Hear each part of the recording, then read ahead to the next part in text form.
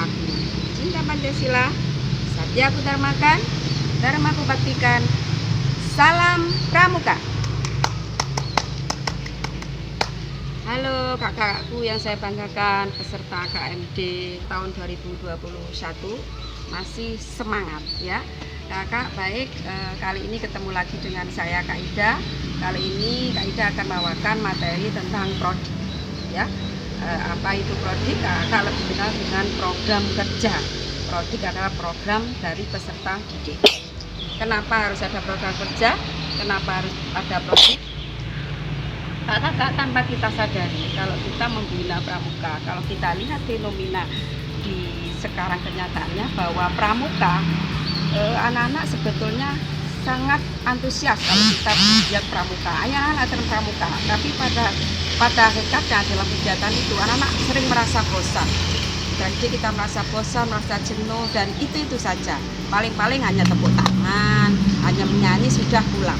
Nah, tanpa kita sadari, kalau itu kita laksanakan secara rutin seperti itu, maka anak itu akan merasa bosan dan jenuh, dan lama-kelamaan mereka tidak akan berminat lagi untuk latihan pramuka. Itu adalah salah satu mengapa kita harus mempelajari tentang prodik. Kenapa seperti terjadi fenomena seperti itu? Itu adalah kesalahan atau tidak kepahaman kita sebagai pembina. Kakak-kakak, program kerja tujuannya adalah agar terrealisasi, agar terprogram, agar terkendali dari semua kegiatan di kegiatan satuan di hidup kita masing-masing. Bagaimana cara untuk menyusun program yang benar? Ada 5 langkah untuk membuat program yang benar. Satu adalah target. Apa itu target? Target itu adalah kita sering melupakan bahwa kita kalau melaksanakan latihan pramuka tidak memperhatikan apa yang terjadi pada diri. Kita jarang menanyakan kepada pelajar kita, anak-anak di depan kita latihan materi apa ya? Bahkan mungkin tidak pernah. Ya, jadi itu setelah ini mohon kakak untuk buat program kita bertanya apa materi apa yang dihadapi oleh pendidik kita. Ya, kalau di siaga melalui perimbukan, melalui musyawarah di Dewan Siaga. Begitu juga di tingkat selanjutnya di penggalang dan penegak. Kita bahas siaga saja. Ya, kita ajak duduk bersama ya, di peserta didik kita dan para mabi atau orang-orang yang berkecimpung di dalam kepramukaan. Kita ajak musyawarah di Dewan Musyawarah Siaga. Di situ anak-anak peserta didik kita ajak materi apa dalam 1 tahun yang mereka kehendaki.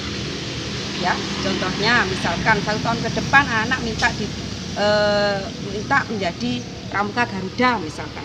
Target setahun ke depan untuk dilantik menjadi siaga bantu. Minta adakan persari, pesta siaga, itu adalah keinginan. Apa tugas pembina? Baik kakak, setelah kita tampung apa yang dikehendaki dari pendidik kita, materi-materi apa dalam setahun yang kita akan bahas, contohnya membahas tentang materi kompas, misalkan mempelajari kompas, atau anak-anak kepingin nanti dalam pramuka saya ingin belajar tentang tali temali, atau nanti dalam kegiatan pramuka saya ingin diajari bagaimana bernyanyi dan permainan yang menyenangkan, itu kita tampung ya. Bagaimana cara menanam atau berkebun, itu kita tampung semua dalam Dewan Musyawarah Siaga. Tugas pembina adalah selanjutnya apa tugas pembina? Pembina hanya tinggal mengarahkan dari diskusi dari Dewan Pendidikan tadi untuk ke SKU, diarahkan ke materi di SKU, SKK, dan jangan lupa panduan penyelesaian penggunaan SKU. Kenapa SKU dan SKK? Karena kurikulum materi di pramuka adanya di SKU dan SKK. Itulah Kak ya.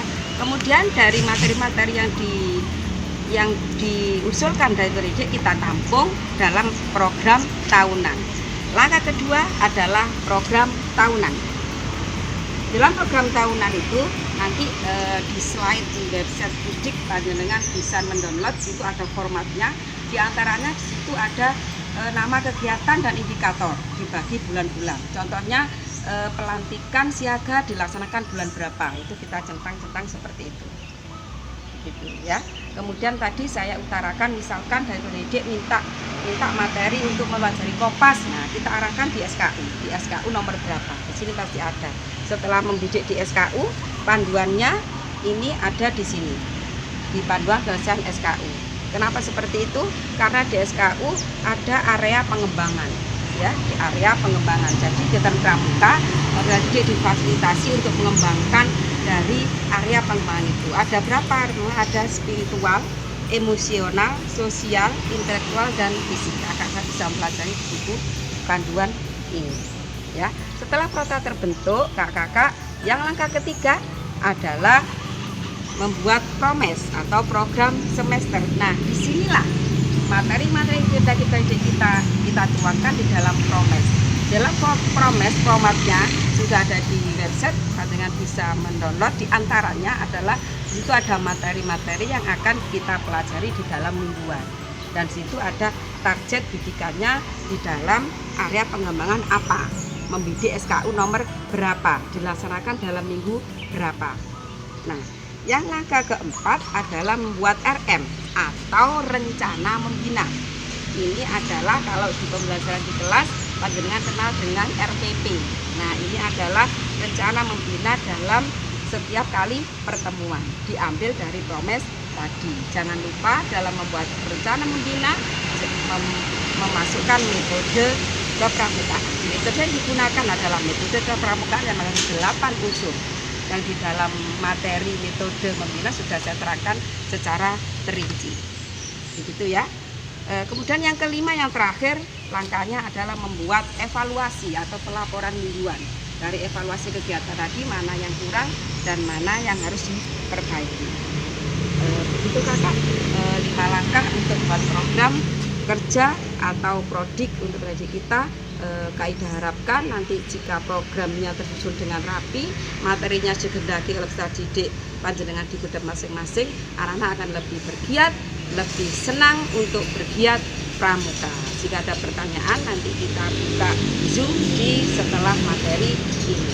Terima kasih. Wassalamualaikum warahmatullahi wabarakatuh. Salam pramuka.